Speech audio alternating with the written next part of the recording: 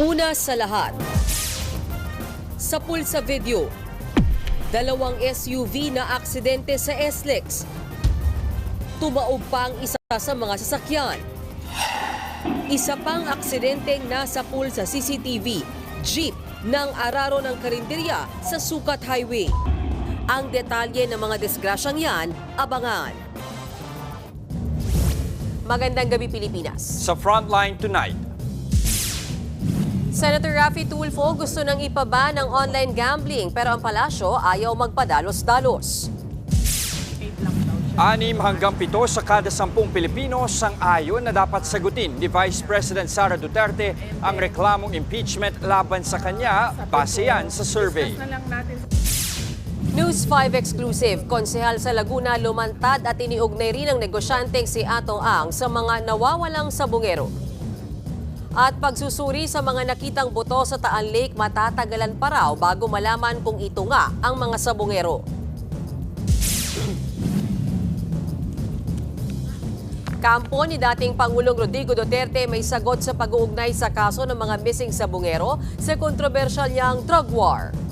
And then sinabihan ko siya na there is an attempt to link him to the missing sabungeros case. So sabi niya that is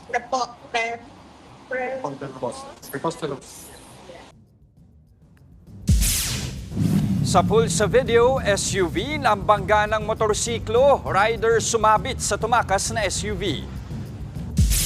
Pagtatago ng pagiging homosexual sa iyong asawa, batayan na raw sa annulment ayon sa Korte Suprema. At Donnie Pangilinan, tinupad ang promise na manood ng PVL on tour. Hello po, Donnie! Thank you, Donnie, for coming! Thank you.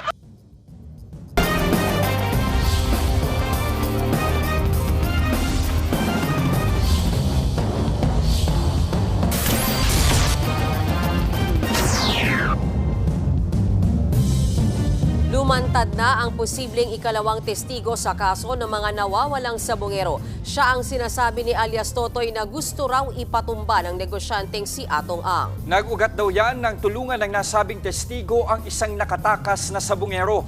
Nasa frontline ng balitang yan, si Gary De Leon, exclusive. Eksklusibo kong nakausap si Arvin Manguiat. Isa siyang sabong master agent mula Calamba, Laguna at nanalo rin konsehal doon. Si Manguiat ang sinasabi ng National Police Commission o NAPOLCOM na ikalawang testigo sa kaso ng mga nawawalang sabungero na hinihintay nilang magain ng reklamo. Kwento ni Manguiat sa News 5, maayos ang samahan nila ng unang testigong si Julie Dondon Patidongan at ng negosyanteng si Atong Ang. Wala silang atraso sa isa't isa sa pagpapatakbo ng isabong. Pero nagkalamat ang relasyon ng tatlo nang humingi ng tulong kay Manguiat ang isang sabungerong nakatakas sa AA Cobra Farm sa Santa Cruz, Laguna. Sa farm na ito, sinasabing nawala ang karamihan ng mga sabungero. Nagalit daw si alias Totoy nang malamang tinulungan niya ang nakawalang sabungero. Pinaghihinalaan din daw si Manguiat na financier ng mga nagcho-chopping ng manok o ng daraya. Tinangka raw siyang i-ambush ng ilang pulis sa Calamba noong 2021 pero nakaligtas siya. Solo lang ako sa sakyan ko kung magmamaneho. So may humarang sa akin na dalawang Fortuner, tsaka may dalawang motor silang kasama. Yun, sabay-sabay silang namumutok. So sa pagkakatanda ko, 6 yung namumutok sa akin na puro mga naka-Bushmaster. Kaya estimate ko, nasa kulang-kulang 200 na bala yung ginamit nila sa akin. Nito lang daw niya nakumpirma na may kinalaman si Atong Ang sa ambush na makausap at magtapat si alias Totoy. Kasi nung ma-ambush naman ako, hindi ko sinaspect si Mr. Atong Ang. At wala sa hinagap ko na magagawa niya yun sa akin. Unang-una, wala naman akong naging utang nung master agent ako. After 4 years, sasabihin ni alias Totoy o ni Dondon na may kinalaman si Mr. Atong Ang as mastermind sa pagkakaambush sa akin. Nagtugma raw ang mga pangalan ng mga ininala niyang umambush sa kanya sa mga pinangalan ng pulis ni alias Totoy sa NAPOLCOM kahapon. Sinabi ni alias Totoy kahapon na may kinalaman din siya sa pag-ambush kay Manguiat dahil sa galit daw ni Atong Ang sa master agent nang hindi nila makuha ang nakatakas sa sabungero. pero hindi pa raw siya magsasampa ng reklamo laban sa mga pulis at sa sinumang nasa likod ng pagtangka sa kanyang buhay. Kailangan daw muna niya ipa-cross-match ang bala ng mga nanambang sa kanya bago gumawa ng susunod na hakbang. Sa ngayon, nasa isang safe house daw ang nakatakas na sabongero. Sinusubukan pa naming hingin ang panig ni Ang, pero nauna niyang giniit na wala siyang kinalaman sa mga nawawalan sa sabongero. Nagbabalita mula sa Frontline, Gary De Leon, News 5. Posibleng abutin pa ng 2 linggo ang pagsusuri kung sa mga nawawalang sabongero nga ang mga nakuhang buto sa Taal Lake. Bukod sa mga yan, may bago rin umanong ebidensyang nakita sa lawa gamit ang remotely operated vehicles o ROV. Nasa frontline ng balitang yan si Kari Cator. 6 sa higit 70 samples na nakuhang buto sa Taal Lake ay nanggaling daw sa tao. Ito ang nadiskubre ng PNP Forensic Group kung morphology o itsura at istruktura ng mga buto ang pagbabasihan. Pero susuriin pa ang mga sample para makita kung may makukuhang DNA sa mga buto, isang proseso na posibleng tumagal ng 1 linggo. Hindi po kami nagbibigay po ng false hope sa kanila na saying na madali to, mabilis to. May katagalan po nababad, so may changes na sa bones, kaya nagkahalo-halo pa nga po eh. Pagkatapos ng pagsusuri para malaman kung may makukuhang DNA, saka palang maisa sa ilalim ang mga buto sa tinatawag na paternity testing o cross-matching sa DNA ng mga kamag-anak ng mga nawawalang sabongero. Posibleng 1 linggo rin ang abuti nito. So far po, yung dun sa mga kamag-anak na pinasa sa amin, we already have 18 po na samples ng mga kamag-anak po for possible matching. I wouldn't discount the possibility na makakuha. I wouldn't also discount the possibility na hindi kami makakuha. Sinimula naman ng gamitin kanina ang remotely operated vehicle o ROV para sa ika-5 araw ng paghahanap sa mga sabongero sa Taal Lake. Sa ibabaw ng tubig pa lang ito ginamit. Pero ayon sa Philippine Coast Guard, may nadetect ang ROV na panibagong ebidensya. Sa ngayon, hindi pa kinukumpirma ng PCG kung mga tulad ito ng 5 sakong na unang nakuha sa lawa. Nagbabalita mula sa Frontline, Kari Cator, News 5. 12 pulis ang pinatatawag ng NAPOLCOM kaugnay sa pagkawala ng mga sabongero. May ilang pamilya naman daw na gustong muling makipagtulungan sa kaso. Nasa frontline na balitang yan, si Camille Samonte. Bukas ang Department of Justice na makipag-usap sa mga pamilya ng missing sabongeros na unang umatras sa pagsampa ng reklamo laban sa mga suspect. Ayon kay State Prosecutor General Richard Fadulion, may naririnig na silang may ilang pamilyang gustong muling makipagtulungan sa kaso, pero wala pang formal na lumalapit sa kanilang opisina. 7 complainant sa kaso ng missing sabongeros sa Manila Arena at San Pablo, Laguna ang umatras na. Lahat ng akusado sa kasong ito ay nakapaghain ng piyansa. Walang makakapigil sa kanila na magbalik or kung may gusto sila na tawag nito, maging bahagi ulit ng kaso. Pero of course, that may be viewed with some siguro pag-iingat din kasi dyan yung punto na nakipag-ayos sila. Naiintindihan natin ngayon na siguro with all these developments na buhayan ng loob. Gayunman, kahit pa umatras sa mga pamilya ay magpapatuloy daw ang prosecution sa pagsasampa ng kaso. Iaapela naman ng DOJ ang desisyon ng Laguna Regional Trial Court Branch 29 na pumayag para makapagpiyansa ang 3 pulis na sangkot sa pagdukot sa master agent na si Ricardo Lasco. Samantala, magpapatuloy naman sa susunod na linggo ang bail hearing ng 6 na security guard na akusado sa pagkakawala ng mga sabongero sa Manila Arena. Patuloy din ang case build-up ng PNP sa negosyanteng si Atong Ang at sa dating aktres na si Gretchen Barreto na itinuro ng whistleblower na si Julie Dondon Patidongan o alias Totoy bilang mga sangkot sa missing sabongeros. Una na yang itinanggi ni Ang at alias Totoy. Sa gitna ng investigasyon, nagpadala na ng summons ang National Police Commission o NAPOLCOM sa 12 pulis na idinadawit ni alias Totoy sa kaso ng missing sabongeros. Binibigyan sila ng 5 araw para tumugon. Sa kabuuan, 18 pulis ang sinampahan ng reklamong administratibo ni alias Totoy sa NAPOLCOM. 12 sa kanila ang aktibo, habang 6 ang dismiss o sinibak na. Una nang itinanggi ng mga aktibong pulis ang akusasyon ni alias Totoy. Itinanggi rin ni dating NCRPO Chief Jonel Estomo ang aligasyon ni alias Totoy. Inihahanda na raw ng kanyang abogado ang reklamo dahil sa malisosyong paratang ni Totoy. Una nang sinabi ni alias Totoy na pinlano siyang ipaligpit ng retiradong general. Gusto namang paimbestigahan sa Kamara ang umano'y pagpapapatay sa mga missing sabongeros. Make no mistake, what we are dealing with here is not just about gambling. It is about killing and murder. This is a modern day horror story. Ang nakataya po dito ay hindi lang pera. Ang nakataya dito ang kaluluwa ng ating mga kababayan. Nagbabalita mula sa Frontline, Camille Samonte, News 5. Kaugnay ng balitang yan, tinawag daw ni dating Pangulong Rodrigo Duterte na kalokohan ang umano'y kaugnayan ng missing sabongero sa Duterte drug war. Sinabi yan ni Vice President Sara Duterte sa Facebook Live ng puganteng si Attorney Harry Roque.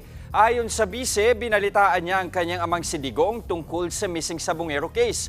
Matatanda ang ibinunyag ni Justice Secretary Boying Remulla na posibleng sangkot ang mga nasa likod ng drug war sa pagkawala ng mga sabongero. Inihain din sa Kamara kanina ang isang resolusyon para imbestigahan ang kaugnayan umano ng drug war sa missing sabongero case. Sinabihan ko siya na there is an attempt to link him to the missing Sambugueros case. So sabi niya that is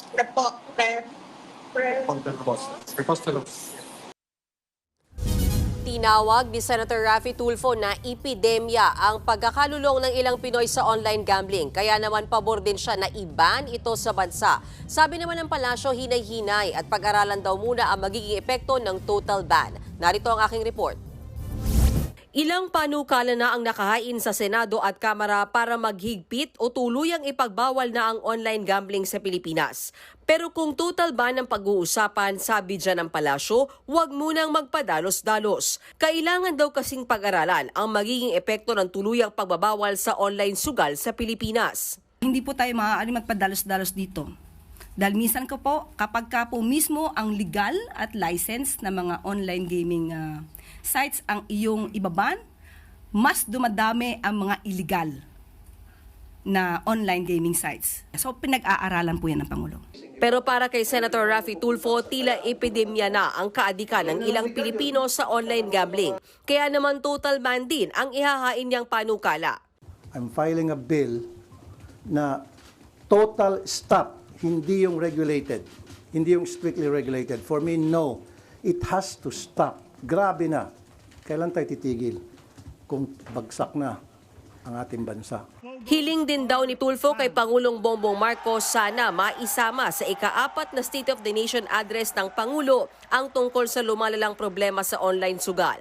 Nakakabahala na raw kasi ang mga balitang pati mga jeep at bus driver ay nagsusugal umano habang namamasada. Meron nung nag-prepare ng kanyang speech. Baka pwedeng isali ng, sabi ko, beke naman, hindi ko dinidiktahan, hindi ko sinasabihan ang ating Pangulo. Ako'y nag-wish lamang na sana ay makarating sa Pangulo kung gaano kalala na itong problema sa online gaming.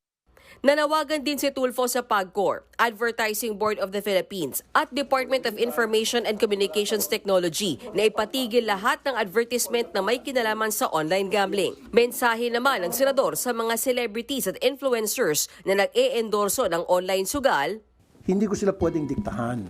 Siguro mag-isip sila kung ano ba yung effect ng kanilang endorsement doon sa nakakaraming mga taong nalululong sa sugal dahil naniniwala sa kanila. Especially influencer, mabilis lang maka-impluensya. Naghain naman Senador Win Gatchalian ng resolusyon para imbestigahan ang pagsali umano ng mga estudyante sa online gambling. Bagamat bawal naman daw talagang magsugal ang mga estudyante, wala kasing klarong patakaran ang bansa para solusyonan ang online gambling sa mga kabataan. Total ban din sa online gambling ang inihaing panukala ni Manila 6th District Representative Benny Abante. Ayon kay Abante, kahit pa malaki ang kinikita ng pamahalaan dito, mas malaki pa rin daw ang perwisyong dinudulot nito sa mga Pilipino. No amount of government revenue can justify the human cost of this evil pastime. Malaking kasinungalingan, yan ang banat ng palasyo sa pagdawit kay First Lady Liza Araneta Marcos sa pagkamatay ng negosyanteng si Paulo Tantoco sa Amerika. Naglabas pa nga ng litrato ang palasyo bilang ebidensya na nasa isang concert daw ang unang ginang noong March 8 kung kailan pumanaw si Tantoco. Tinawag din ng Malacanang na peke ang kumakalat na police report kung saan kasama ang pangalan ng First Lady. Nakakahiya dahil gumawa sila ng peking police report. Naturingan journalist, mga dating spokespersons, hindi marunong mag-imbestiga ng sarili. Hindi sila nagiging journalist, kundi nagiging propagandista ng kanilang mga sinusulong na interes. Ang sinasabing police report na naipost sa Facebook ay isang malaking kasinungalingan. Kahapon lang nang hamunin ni Senadora Amy Marcos ang palasyo na maglabas ng komprehensibong report sa pagkamatay ni Tantoco. Nabanggit din ng Senadora ang pagkakasangkot umano ni First Lady Liza. Sagot dyan ng palasyo, huwag basta-basta maniniwala. So wag po tayo kasing maniwala masyado sa drama, sa gimmick, sa gawa-gawang kwento.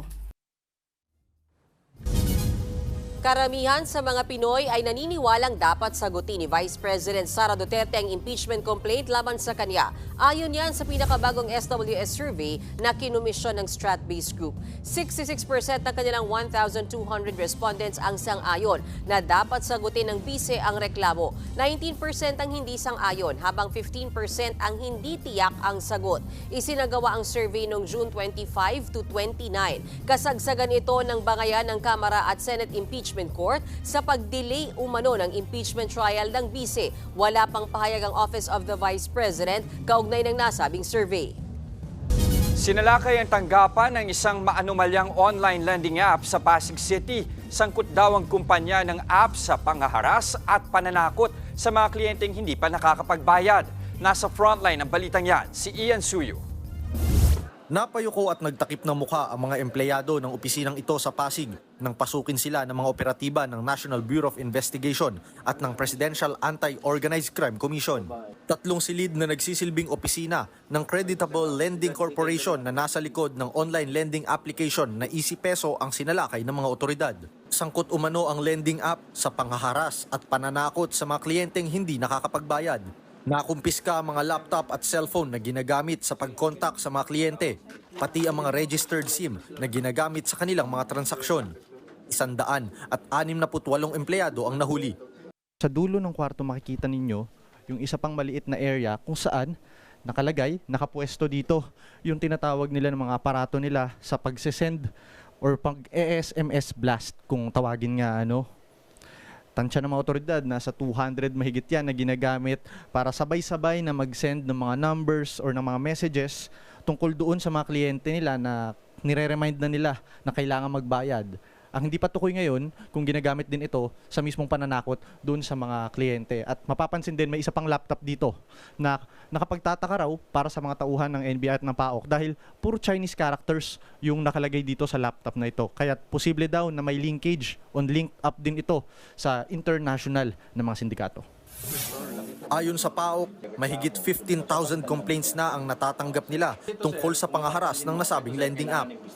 In every month, nasa 156,000 ang mga nabibiktima ng OLA. Ang labanan kasi dito, pag nangutang ka sa mga ganitong online lending, isinusurrender mo yung iyong contacts, sinusurrender mo yung mga pictures mo, kasama na rin yung pictures mo dun sa Facebook account mo or other account mo. So, na-access nila yon. Ngayon, pag hindi ka nagbabayad, minsan padadala nila yung picture ng anak mo, ganda pala ng anak mo, o ito pala yung bahay mo, siguro sarap sunugin yan. May mga ganun pananakot. Bukod sa napakataas na ng interest ay kung makapaningil pa kung murahin, kung takutin ang ating mga kababayan. So nakita namin ni Sir na merong talagang namumuno na foreigner. Lumabas rin na sa ibang lugar rehistrado ang app kaya't may misrepresentation raw ang kumpanya. Nung in-interview namin iba, sabi, accounting agent nandoon. May sinabi naman isa, nasa Santa Mesa raw. Pero sa record namin, ang address niya ay sa Taguig.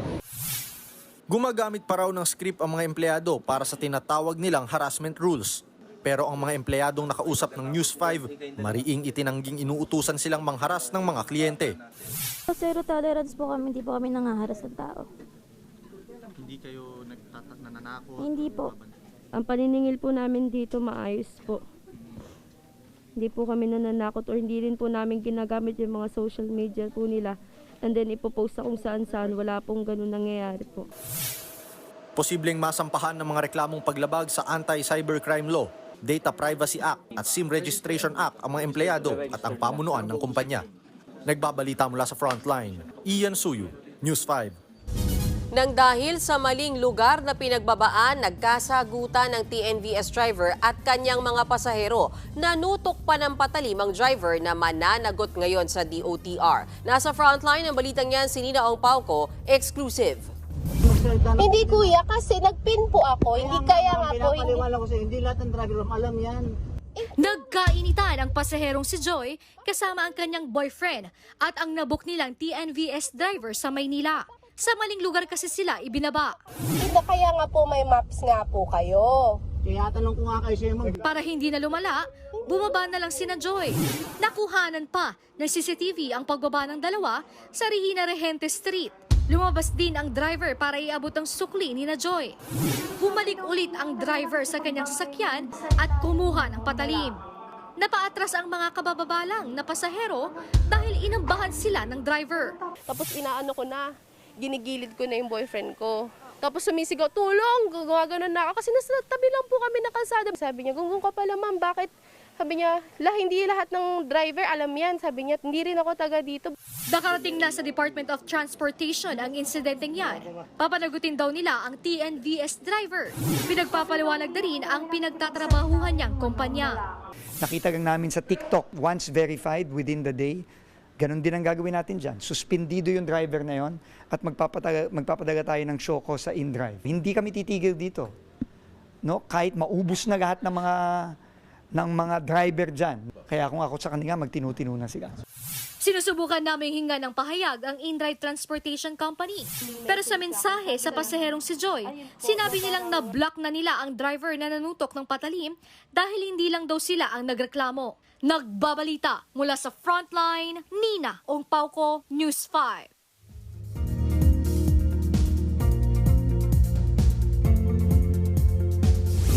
Isa ng low-pressure area ang kumpol ng mga ulap sa loob ng Philippine Area of Responsibility. Higit 1,000 kilometro ang layo niyan sa southeastern Luzon. Nagpapaulan na ito sa Caraga, Eastern Visayas, Catanduanes, Albay, Sorsogon at Masbate. Ayon sa Pag-asa, bukas ng gabi o sa Huwebes, posible na itong maging bagyong Krising. Sa datos ng Metra, pahilagang kanluran ng galaw ng nagbabadyang bagyo papalapit ng Cagayan. Kaya sa mga susunod na araw, posible na ang malalakas na ulan sa Kabikulan, Central Luzon at Northern Luzon. Mapapalakas din ito ang habagat, kaya may tsansang lumakas din ang ulan sa kanlurang panig ng Pilipinas, kabilang ang Metro Manila. Bukas pa nga lang, ayon sa Pag-asa, posible na ang heavy rainfall sa Occidental Mindoro, Catanduanes, Palawan, Western Visayas, Northern at Eastern Samar, kaya ingat mga kapatid.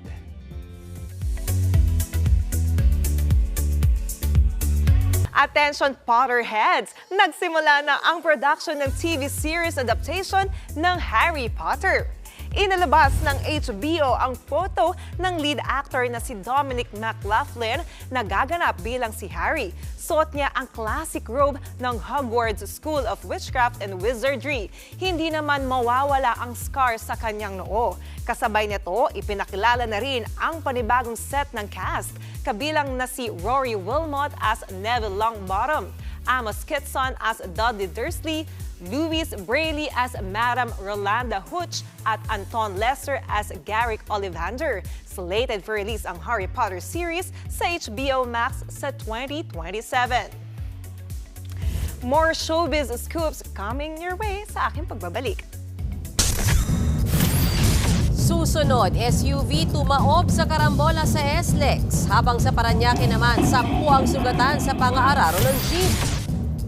Rider humarang at sumabit sa humaharurot na SUV sa Makati. Pagtatago ng homosexuality sa iyong asawa pwedeng maging ground sa annulment. Ayon yan mismo sa Korte Suprema. At Korean girl group na aespa at mobile game na PUBG nag-collab sa kantang Dark Arts. Magbabalik pa ang Frontline tonight.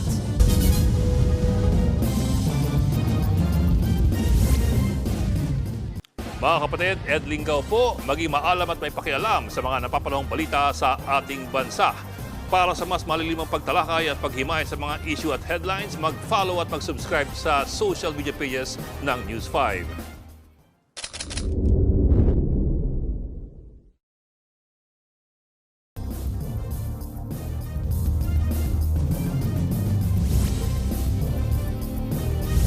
Kuha yan sa southbound lane ng SLEX kaninang umaga. 2 SUV ang nadisgrasya, muntik pang mahagip ng bus. Sa lakas ng impact, isang SUV ang tumaob. Agad naman silang sinagip ng mga otoridad. 2 ang sugatan. Inaalam na ang punot dulo ng aksidente. Ito pa ang isang karambola. Inararo ng isang jeep ang mga nakaparadang sasakyan sa Sukat Highway sa Muntinlupa. 10 ang sugatan sa disgrasya. Nasa frontline ng balitang yan, si Hannibal Talete. Huwag kukurap. Masdang maigi ang video.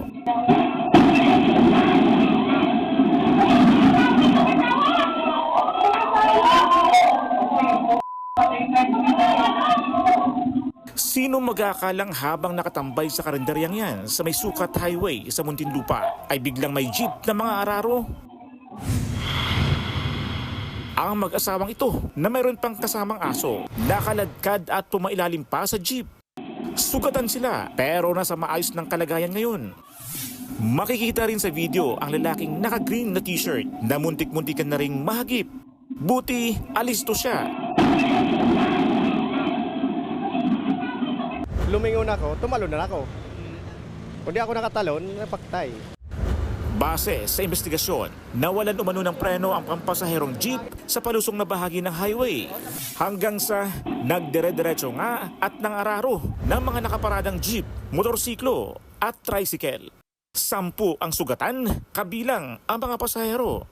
Sakto namang may napadaang ambulansya, kaya agad nadala sa ospital ang mga biktima. Karamihan sa kanila na-discharge na. Sinagot naman ng driver ang lahat ng gastusin sa pagpapagamot ng mga biktima.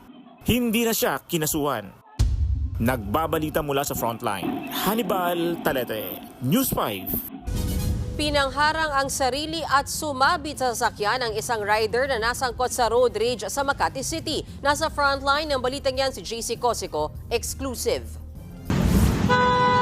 Binubusinahan ng itim na SUV na yan ang motorsiklong nakaharang sa harapan nito sa Hillpuyat Avenue sa Makati City.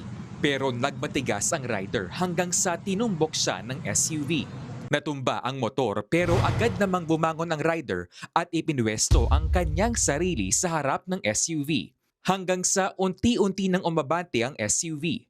Napunta sa gilid ang rider at sumabit sa humarurot na sasakyan. Ayon sa Makati City Police, nag-ugat umano sa gitgita ng away kalsada. Parehas mainit ng ulo sa kalsada. Nakita naman na mayroong pagkakamali itong SUV. No? Okay. Kasi deliberately binangga niya yung nakamotor. Nagtamo ng minor injuries ang sumabit na rider pero nauwi rin sa aregluhan ang nangyari. Isang sasakyan pa ang nadamay sa road rage. Paalala ng mga otoridad sa publiko, huwag pairalin ng init ng ulo sa kalsada. Pag meron tayo nakakaalitan, manghina lang po tayo ng pasensya para hindi na po umabot sa pananakit o makapinsala pa tayo ng kapwa natin. Buhay pa ang kapalit ng alit kapag pinairal natin yung init ng ulo. Nagbabalita mula sa Frontline, JC Cosico, News 5. Nabisto ang 4 na lalaking gumagawa at nagbebenta ng mga peking plaka ng sasakyan sa Bulacan. Nasa Frontline na balitang yan, si Gerard de la Peña. Sa unang tingin, akala mo orihinal ang plakang ito, pero peke pala yan. Nakuha ito sa 4 na lalaking naaresto sa San Ildefonso, Bulacan. Sila mismo ang gumagawa ng plaka na ibinebenta online. Ayaw pa makipag-meet up dati, gusto delivery lang at hindi tayo pumayag. So we ordered 51 plates. Umabot siya ng 50,000. So kaya napilit namin na face to face. Hindi namin kayo titigilan. Una pa lang to sa mga marami pa naming huhulihin at ipapasara at kakasuhan, no, at ipapakulong. Pero paano nga ba malalaman kung totoo o peke ang plaka? Mas maliit daw ang peke at kapag tiningnan ng malapitan, may security feature ang orihinal na plaka. Samantala, tapos na raw gawin ng Land Transportation Office ang higit 5 milyong piraso ng plaka na backlog simula pa noong 2014. Dito sa plate making facility ng LTO sa Quezon City, tuloy-tuloy pa rin naman ang paggawa ng mga plaka. Pero ang mas nahihirapan daw sila ngayon ay kung paano dadalhin sa mga probinsya itong mga plakang tapos nang gawin. Para mas madaling malaman kung saan makukuha ang plaka, inilunsad ng ahensya ang LTOtracker.com. Pwede rin itong hanapin sa eGov app. I-type ang plate number o motor vehicle file number at dito na makikita kung nasa ang opisina ng LTO ang plaka. Pwede rin yan ipa-deliver sa address ng may-ari. Nagbabalita mula sa Frontline, Gerard de la Peña, News 5. Inaprubahan ni Pangulong Bongbong Marcos ang 6.793 trillion pesos na National Expenditure Program para sa taong 2026. Sa ginanap na cabinet meeting sa Malacanang kanina, binigyang din ni PBBM ang layunin ng 2026 budget na may angat ang buhay ng bawat Pilipino at tiyakin ang paglago ng ekonomiya. Higit 400 billion pesos itong mas mataas kumpara sa kasalukuyang pambansang pondo. Ipapasa ang proposed national budget sa Kongreso para sa kanilang pagbusisi. Sa ilalim ng Marcos administration, mahalaga ang kapakanan ng bawat isa at ang kinabukasan ng taong bayan tungo sa mas progresibo at maunlad na bagong Pilipinas. Itinuturing na ngayong basehan ng annulment ang paglilihim ng homosexuality ng isang tao sa kanyang asawa. I-annul ng SC inanal ng SC ang isang mag-asawa dahil sa pagtatago ni Mister ng kanyang homosexuality. Ayon sa SC, naghain ng annulment ang misis dahil hindi raw siya magpapakasal kung alam niya ang tunay na pagkatao nito. Sabi ng Korte Suprema, maituturing na fraud o panliling lang ang nangyari. Sa ilalim ng Family Code, pwedeng mapawalang bisa ang kasal kung may fraud.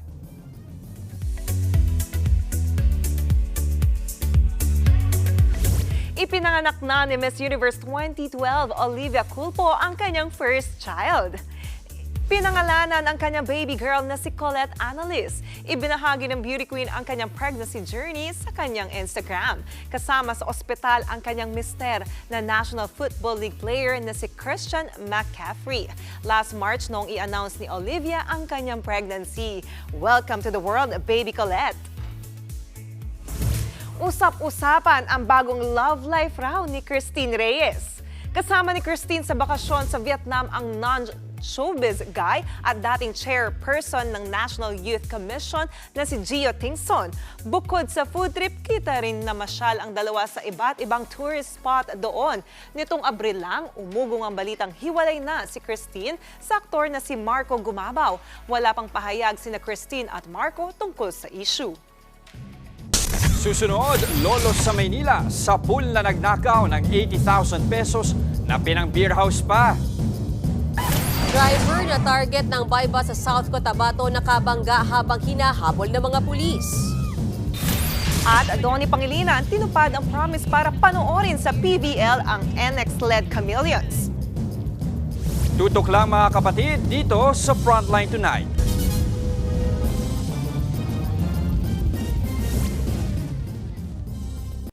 Mga kapatid, Mean Los Baños po, huwag magpahuli sa mga balita at impormasyong dapat ninyong malaman. Para sa mas malawak na balitaan at diskusyon, mag-follow at mag-subscribe na sa social media pages ng News 5.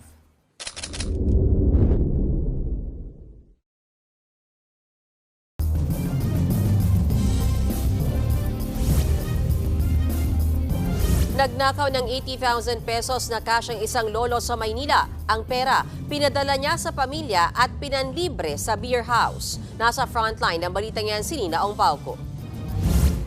Sa kuha ng CCTV, makikitang dali-daling tumatawid ang matandang lalaking ito sa bahagi ng Taft Avenue sa Maynila para sumakay ng jeep. Pagdating ng loton, bumaba ang lalaki. Sumakses na pala siya sa pagnanakaw ng 80,000 pesos na cash sa katabi niyang senior citizen sa jeep. Dinukot ng 62 anyos na suspect na si Alice Alvin ang pera sa bulsa ng biktima. Hindi raw agad namalayan ng matandang biktima na nanakawan pala siya. kinulungan siya ng isang concerned citizen para makapagsumbong sa mga pulis. Ipon daw niya ito, no?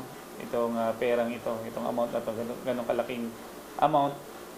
At siguro regular niya na talagang dala yan. Pagka ipon mo kasi pag matanda, hindi nag-iiwan ng pera sa bahay. Laging binibit-bit niya. Isang araw matapos ang pagnanakaw, nahuli sa isang mall sa Quiapo si Alice Alvin matapos ang backtracking ng mga pulis. Pero 40,500 pesos na cash na lang ang nabawi sa kanya. Ang ibang ninakaw niya, pinadala niya sa probinsya para sa anak na may sakit at pinang-inom kasama ang barkada sa isang beer house. Nakuha rin sa kanya ang isang balisong, depensa naman ng sospek. Nagawa ko lang po yun kasi po pinalayas po ng asawa ko, nagutom po ako. Hindi ko po alam na nakuha ko pero hindi ko po pera pala yun. Dinukot ko po sa bulsa niya po. Sa loob ng jeep? Opo, sa loob ng jeep. 65,000 po, mga 70 po ganun. Dati nang nakulong ang sospek dahil din sa pagnanakaw. Mahaharap siya ngayon sa reklamong theft at concealing of deadly weapon. Nagbabalita mula sa Frontline, Nina Ongpauco, News 5. Maaksyong pagtakas ang nakuhaan ng video sa South Cotabato. Tinugis ng mga pulis ang natarantang driver na nakabangga pa ng mga nakaparadang sasakyan. Aniya sa Frontline sa balita si Bril Montalvo ng News 5 Mindanao. Humarurot palabas ng gasolinahan ang puting SUV na yan sa Pulumulok, South Cotabato. Hinahabol yan ng mga nakasibilyang pulis. Nataranta ang SUV driver hanggang sa sumalpok ito sa mga nakaparadang motorsiklo at sa bukana ng supermarket. Dito na binaril ng mga pulis ang gulong ng sasakyan. Ang malapilikulang eksanang yan, isa palang buy-bust operation. Target ang SUV driver na si John Luis Ampo. Isa siyang high-value individual na kakalaya lang sa kulungan. Monitor na pinagpapatuloy na naman niya ang kanyang illegal na gawain. Nakuha sa suspect ang 38 gramo ng hinihinalang shabu na nagkakahalaga ng 300,000 pesos. Galing umano sa Maguindanao ang mga illegal na droga. Pero sabi ng suspect, wala ko pamilya. Pero nagkapamaligya ka? Oo. Hinihinalang nirentahan lang niya ang SUV dahil sa Luzon ito nakarehistro. Ngayon, balik kulungan na ulit si Ampo na bukod sa reklamo may kinalaman sa droga, mahaharap din siya sa reklamong reckless imprudence resulting in damage to property. Nagbabalita mula sa Frontline, Bril Montalvo, News 5, Mindanao. Sa pool sa CCTV ang magkakahiwalay na insidente ng nakawan sa Cebu at Rizal. Sa Mandaue City, nakunan sa video ang isang babaeng naka-face mask na palakad-lakad at palingon-lingon sa loob ng isang mall. Nang makatsyempo, pumasok siya sa isang stall sa kakinuha ang mga laman ng kaha. Nagnakaw pa ang babae sa dalawang tindahan. Sa kabuuan, may higit 20,000 piso ang nakulimbat niya sa magkahiwalay na insidente. Patuloy pa siyang pinaghahanap. Sa Taytay Rizal naman, isang salon ang pinuntirya ng lalaking kawatan. Pagdating sa loob, naglabas siya ng flashlight para maghanap ng nanakawin. Hinalughog niya ang bawat sulok at cabinet ng salon. Kinaumagahan na nang mapansin ng mga staff ang panloloob sa salon. Walang nakuha ang suspect sa kaha pero empleyadong nawalan ng 200 pesos sa kanyang locker. Tinutugis na rin siya. Nasa batang 28 million pesos na halaga ng mga smuggled na sigarilyo sa 13 Martires City, Cavite. Nakumpiska ang mga ito sa naharang na truck sa isang buy-bust operation. Arestado ang isang Chinese at isang Pinoy. Bukod sa mga sigarilyo, nabawi sa kanila ang 140,000 pesos na buy-bust money, mga cellphone, ID at mga bank transaction slip. Maharap sila sa mga reklamong paglabag sa Customs Modernization and Traffic Act at Graphic Health Warning Law.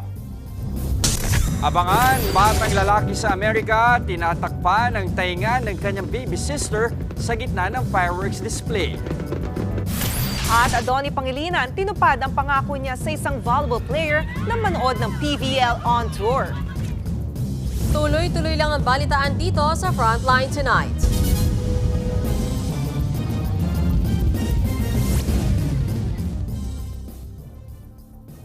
Mga kapatid, Johnny Alipon po, maging updated sa latest entertainment at lifestyle. Huwag magpahuli, mag-follow at mag-subscribe na sa social media pages ng News 5.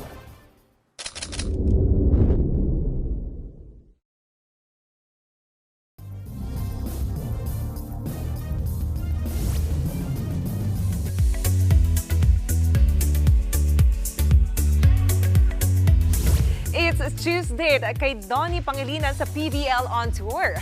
Tinupad ni Donnie ang promise niyang manood ng laro. Nasa side ng NX-led Chameleons ang aktor.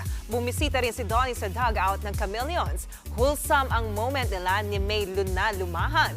Tila lucky charm naman si Donnie sa pagkapanalo ng team versus Galleries Tower High Risers. Literal na atake kung atake ang peg ng Espa sa bago nilang kanta in collaboration with a video game.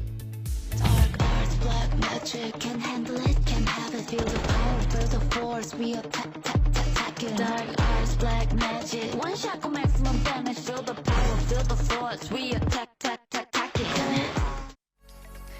Yan ang kantang Dark Arts para sa PlayerUnknown's Battleground o PUBG. Aside sa Espa members, tampok din sa music video ang ilang eksena sa laro. Bukod dyan, magka-comeback din ang grupo this September. Kinumpirma yan ng SM Entertainment base sa report ng One Korean media outlet. At yan ang latest and hottest sa Frontline Showbiz tonight. Ako po si Jenny Alipon. Happy Tuesday mga kapatid!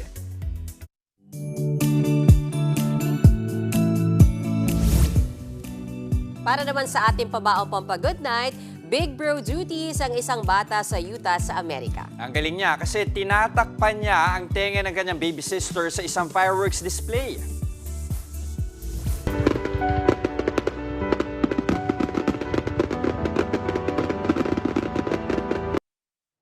O yan ang mag-anak. Kasama ng dalawang bata ang kanilang daddy sa 4th of July fireworks. Imbes na mag-enjoy, mas pinili ni Big Brother na protektahan sa ingay ang kanyang batang kapatid. Sabi nga ng netizens, green flag si Kuya. Ang bata naman mag-green flag.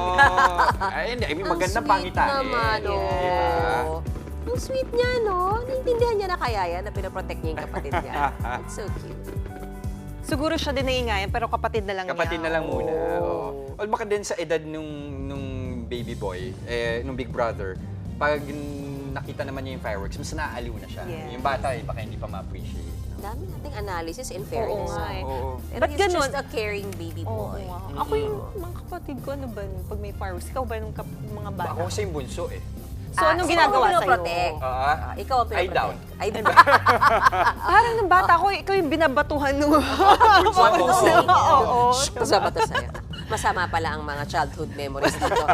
At yan po ang 45 minuto ng paghimay sa mahalagang headlines. Balitaan na diskusyon para sa paghubog ng matalinong opinyon. Kami ang inyong kasangga sa pagbabalita. Sa ngalan po ni Ed Lingao, ako po si Jess De Los Santos. At ako naman po si Mayan Los Baños. Magandang gabi.